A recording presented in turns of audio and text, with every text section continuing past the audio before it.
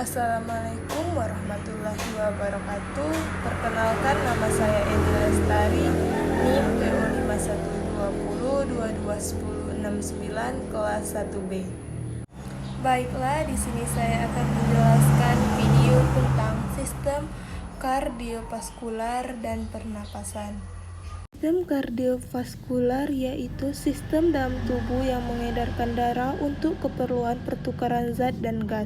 Sistem transport tubuh yang membawa gas-gas pernapasan, nutrisi, hormon, dan zat-zat lain dari jaringan tubuh. Komponen sistem kardiovaskular yaitu terdiri menjadi 3. Yang pertama, darah, yang kedua, jantung, yang ketiga, pembuluh darah terbagi menjadi 3, yaitu arteri, vena, dan kapiler. Lapisan dinding jantung terdiri dari endokardium, miokardium, epikardium, dan perikardium.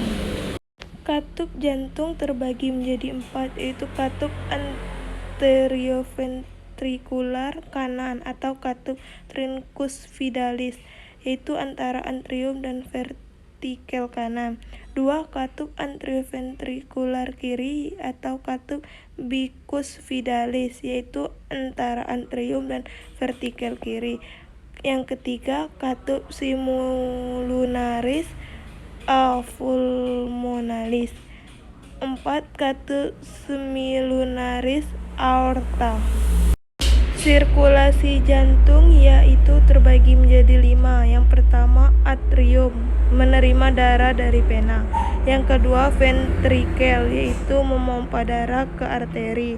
Yang ketiga, aliran darah melalui jantung, yaitu diatur oleh katup yang membuka ke satu sisi. Aliran darah hanya mengalir satu arah.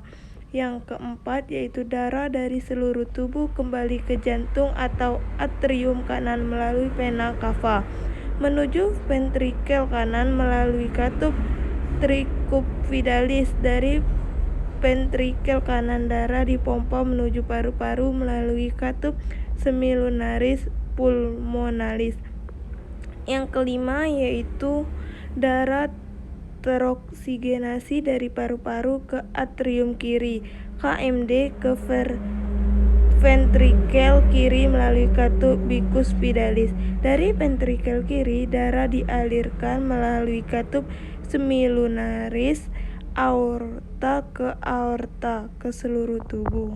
Kontrol intrinsik terbagi menjadi 3, yaitu kontrol denyut jantung, kontrol intrinsik, dan ekstrinsik. Kontrol intrinsik jantung yaitu pacu jantung dari nodus sinuauricularis atau NSA di atrium kanan.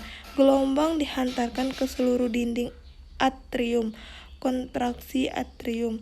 Yang kedua yaitu nodus atrioventrikular atau NAV, serabut Purkinje di berkas HIS. Rangsangan dan kontraksi ventrikel menyebar ke seluruh jantung. Kontrol ekstrinsik yaitu diatur oleh pusat jantung di medula oblongata sebagai saraf simpatik dan parasimpatis. Pembuluh darah terbagi menjadi 4, yaitu kapiler, tempat pertukaran nutrisi, udara, hormon, dan metabolit. Yang kedua yaitu arteri, mengalirkan darah dari jantung ke seluruh tubuh. Yang ketiga, vena, pembuluh darah balik, mengalirkan darah kembali ke jantung. Yang keempat, dinding pembuluh darah yaitu tunica intima, tunica media, tunica adventitia. Arteri ada 3 tipe, yaitu elastik atau besar, muskular atau medium, arteriola atau kecil. MPY 3 lapis, yaitu tunica intima, media, dan adventitia. Vena terdiri menjadi 3 bagian, yaitu tunica media lebih tipis daripada arteri. Yang kedua, dinding vena lebih tipis daripada arteri. Yang ketiga, beberapa vena MPY katup untuk mencegah aliran balik. Arteriola, kapiler, dan venula. Arteriola yaitu mengatur volume aliran darah. kapiler yaitu diameter kecil, dinding tipis, tempat pertukaran udara atau nutrisi. Venula foskapiler yaitu tempat lewatnya sel darah sensitif THD, serotonin, dan histamin, meningkatkan permeabilitas cairan dan sel darah selama reaksi alergi dan inflamasi. Tidak ada tunika media sejati, hanya ada 1-2 lapisan otot. Sinusoid yaitu ada 2 dinding tipis, RP kapiler yang tidak kompleks, MPY diameter besar. Yang kedua di hati, nodus lymphaticus, jar hemopoietik, spesies sumsum tulang dan limpa. Yang terakhir yaitu hati. Sistem pernapasan yaitu proses pengambilan oksigen, pengeluaran karbon dioksida atau CO2 dan menghasilkan energi yang dibutuhkan tubuh. Pertukaran gas antara sel dengan lingkungannya. Pernapasan atau respirasi yang dilakukan organisme bertujuan untuk mengambil energi yang terkandung di dalam makanan. Alat-alat dalam sistem pernapasan terdiri dari hidung, faring, epiglotis, laring, diafragma, pita suara, trakea, dan bronkus. Sistem pernapasan pada manusia terdiri menjadi rongga hidung, faring, laring atau pangkal tenggorokan, trakea atau cabang tenggorokan, pulmo atau paru-paru. Rongga hidung. Rongga hidung merupakan tempat masuknya udara pernapasan pertama kali. Terdapat rambut-rambut hidung dan mukus. Udara mengalami perlakuan sebagai berikut, yaitu penyaringan, pengaturan kelembapan, penghangatan atau penyesuaian suhu. Yang kedua yaitu faring. Faring merupakan persimpangan antara saluran makanan atau esofagus dan saluran respirasi atau trakea. Ada 3 bagian faring, yaitu yang pertama nasofaring, yaitu daerah faring yang membuka ke arah rongga hidung. Yang kedua yaitu orofaring, yang membuka ke arah rongga mulut. Yang ketiga yaitu laringofaring, yaitu membuka ke arah laring. Yang ketiga yaitu laring. Laring terletak di bawah faring dan merupakan pangkal tenggorok, tersusun oleh tulang rawan. Fungsi menyalurkan udara dari faring ke trakea. Terdapat glotis bagian atas laring. Glotis akan menutup oleh jaringan penutup bernama epiglotis saat ada makanan yang lewat. Laring juga disebut sebagai kotak suara karena memiliki pita suara. 4. Trankea. Trankea menjadi 3 lapisan, yaitu lapisan luar terdiri atas jaringan ikat. Yang kedua yaitu lapisan tengah terdiri atas otot polos dan cincin tulang rawan. Yang ketiga yaitu lapisan terdalam terdiri atas jaringan epitel bersilia yang menghasilkan banyak lendir yang berfungsi untuk menangkap benda-benda asing yang akan masuk ke paru-paru bersama udara pernapasan. Paru dan alveolus, yaitu paru-paru manusia berjumlah sepasang kanan dan kiri. Setiap paru-paru dibungkus oleh selaput pembungkus paru-paru yang dikenal dengan pleura.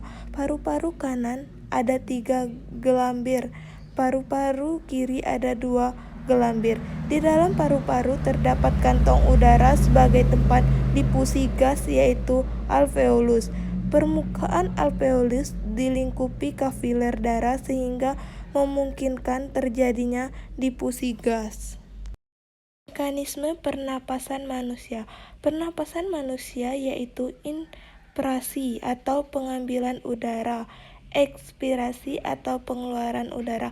Ada juga pernapasan berdasarkan cara melakukannya atau organ yang berperan. Terbagi menjadi 2, yaitu pernapasan dada atau otot antar tulang rusuk. Yang kedua yaitu pernapasan perut atau diafragma.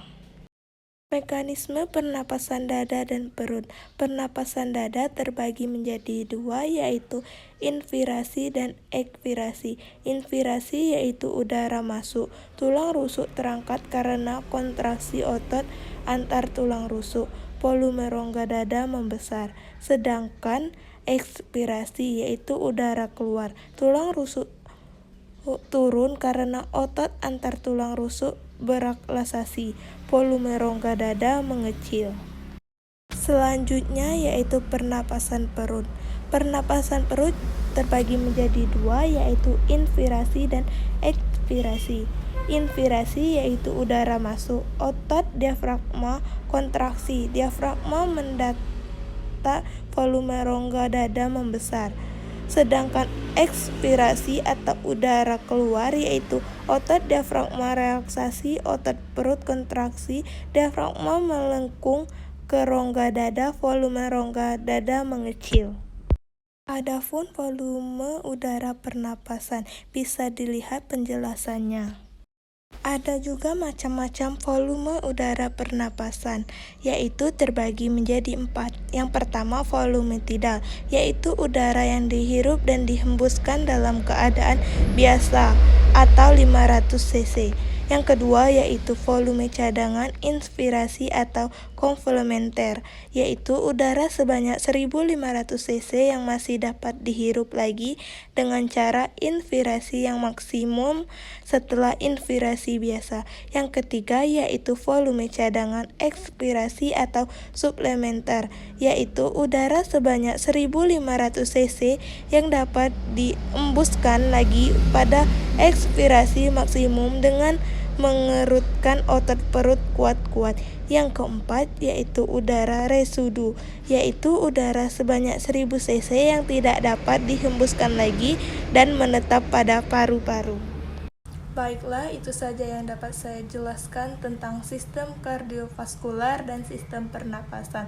Lebih dan kurang saya mohon maaf. Wabillahi taufiq wal hidayah. Wassalamualaikum warahmatullahi wabarakatuh.